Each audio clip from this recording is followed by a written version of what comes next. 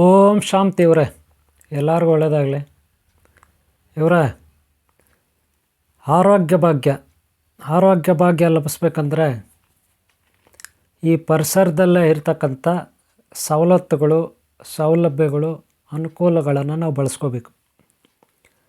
ಈ ಪ್ರಕೃತಿಯಲ್ಲಿರ್ತಕ್ಕಂಥ ಅನುಕೂಲತೆಗಳನ್ನು ನಾವು ಬಳಸ್ಕೋಬೇಕು. ಇದನ್ನು ಜಾಣತನ ಅಂತಾರೆ. ನಾವು ನೆಗ್ಲೆಕ್ಟ್ ಮಾಡಿದ್ರೆ ಅದು ನಮಗೆ ಯಾವತ್ತೂ ಒಲಿಯೋದಿಲ್ಲ.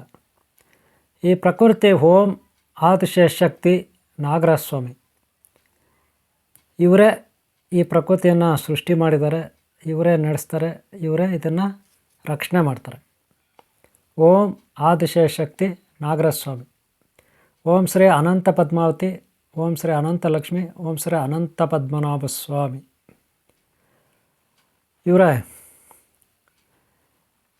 ಇಲ್ಲಿ ಏನಪ್ಪ ವಿಚಾರ ಅಂದರೆ, ಸಂಜೆ ಹೊತ್ತು, ಮುಂಜಾನೆ ಅಥವಾ ಮುಸ್ಸಂಜೆ ಅಂತೀವಿ ನಾವು, ಸಾಮಾನ್ಯವಾಗಿ ಆಕಾಶದಲ್ಲಿ ಮೋಡಗಳಿರುತ್ತೆ, ಸೂರ್ಯ ಭಗವಾನ ಇರ್ತಾನೆ.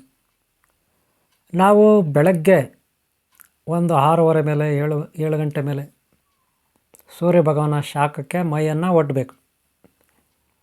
ನಿಮ್ಮ ಮನೆ ಹತ್ರ ಇರ್ಬೋದು, ನಿಮ್ಮ ಆಫೀಸ್ ಹತ್ರ ಇರ್ಬೋದು, ನಿಮ್ಮ ಹೊಲ ಗದ್ದೆಗಳ ಹತ್ರ ಇರ್ಬೋದು, ನಿಮಗೊಂದು ಸೂರ್ಯ ಭಗವಾನ ಇದ್ದೇ ಇರ್ತಾನೆ. ಪ್ರಕೃತಿ ಅಂತ ಒಂದು ಇದ್ದೇ ಇರುತ್ತೆ ಅಲ್ವಾ?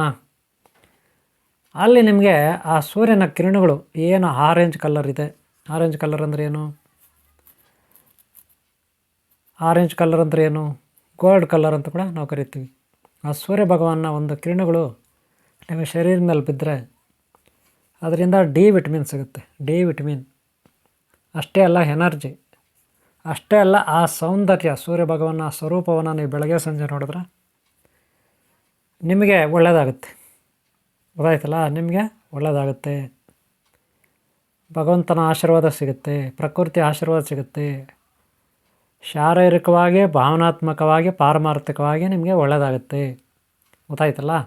ವೈಜ್ಞಾನಿಕವಾಗಿ ಸೂರ್ಯ ಭಗವಾನಿಂದ ಒಂದು ಎನರ್ಜಿ ಇರುತ್ತಲ್ಲ, ಪ್ರೋಟಾನ್ ಎನರ್ಜಿ ಅಥವಾ ಡಿ ವಿಟಮಿನ್ ಅಥವಾ ಬಯೋ ಎನರ್ಜಿ ಅಥವಾ ನ್ಯೂಟ್ರಿನಸ್ ಪವರ್, ಏನೋ ಒಂದು ಪವರ್ ಈ ಜಗತ್ತಿನಲ್ಲಿ, ಪ್ರಕೃತಿನಲ್ಲಿ ಆ ಭಗವಂತನ ಒಂದು ಪವರ್ ಇರುತ್ತೆ, ಅದು ನಿಮಗೆ ಸಿಗುತ್ತೆ ಅಲ್ವಾ?